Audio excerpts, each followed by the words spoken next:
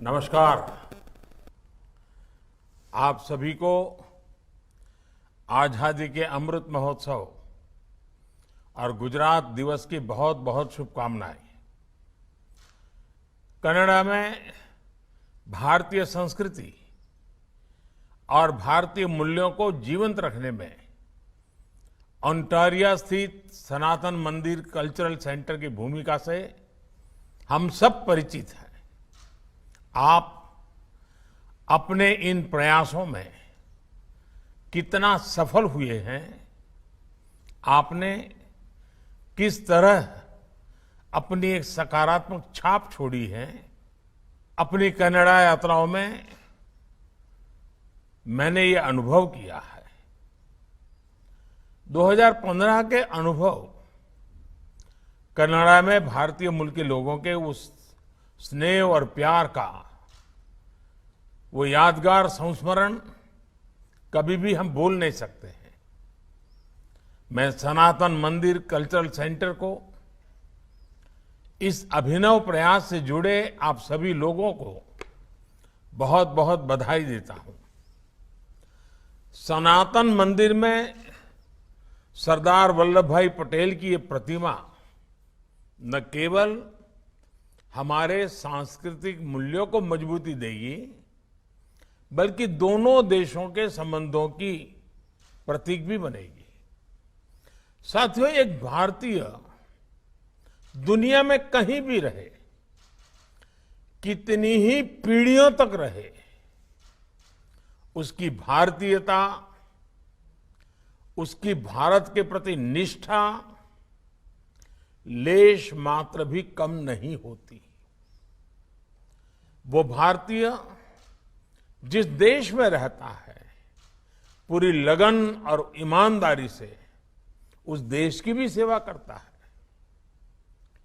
जो लोकतांत्रिक मूल्य, जो कर्तव्यों का एहसास उसके पुरखे भारत से ले गए होते हैं, वो उसके दिल के कोने में हमेशा जीवंत रहते हैं। ऐसा इसलिए क्योंकि भारत एक राष्ट्र होने के साथ ही एक महान परंपरा है, एक वैचारिक अधिष्ठान है, एक संस्कार की सरिता है। भारत वो शीर्ष चिंतन है जो वसुधैव कुटुंबकम की बात करता है। भारत दूसरे के नुकसान की कीमत पर अपने उत्थान के सपने नहीं देखता। भारत अपने साथ संपूर्ण मानवता के, पूरी दुनिया के कल्याण की कामना करता है। इसलिए कनाडा या किसी भी और देश में जब भारतीय संस्कृति के लिए समर्पित कोई सनातन मंदिर खड़ा होता है, तो वो उस देश के मूल्यों को भी समृद्ध करता है। इसलिए आप कनाडा में भारत की आजादी का अमृत महोत्सव मनाते हैं, तो उसमें लोकतंत्र की साझी विरासत का भी सेलिब्रेशन होता है।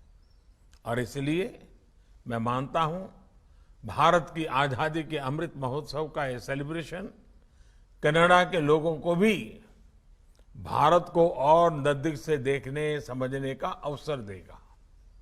साथियों, अमृत महोत्सव से जुड़ा आयोजन, सनातन मंदिर कल्चरल सेंटर का स्थल और सरदार पटेल की प्रतिमा, ये अपने आप में भारत का एक बृहद चित्र है। आजादी की लड़ाई में हमारे स्वतंत्रता सेनानियों ने क्या सपने देखे थे, कैसे आजाद देश के लिए संघर्ष किया था। एक ऐसा भारत जो आधुनिक हो, एक ऐसा भारत जो प्रगतिशील हो, और साथ ही एक ऐसा भारत जो अपने विचारों से, अपने चिंतन से, अपने दर्शन से, अपनी जड़ों से जुड़ा हो।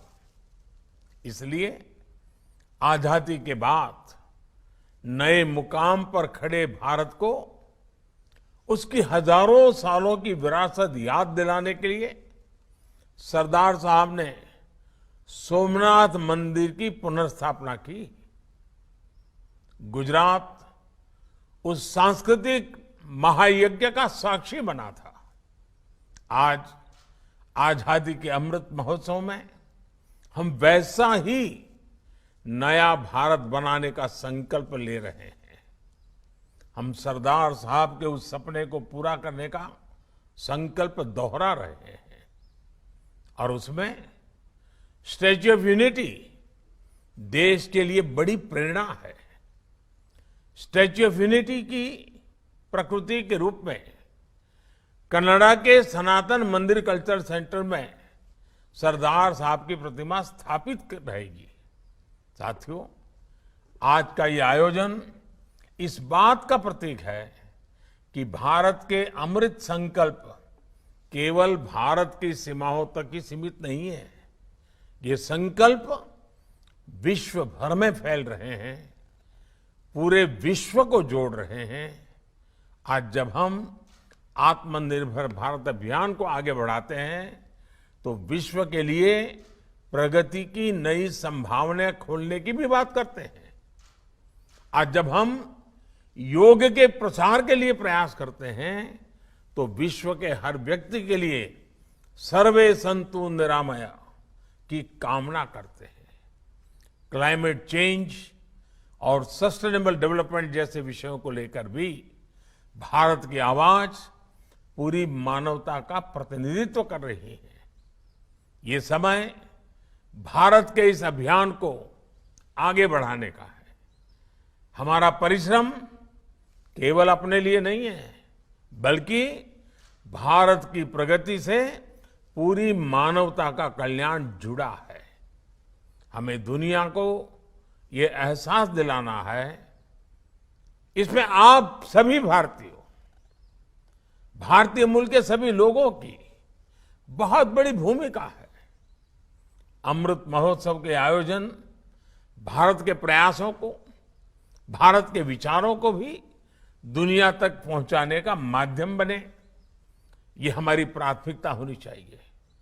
मुझे विश्वास है कि अपने इस आदर्शों पर चलते हुए हम एक नया भारत भी बनाएंगे और बेहतर दुनिया का सपना भी साकार करेंगे।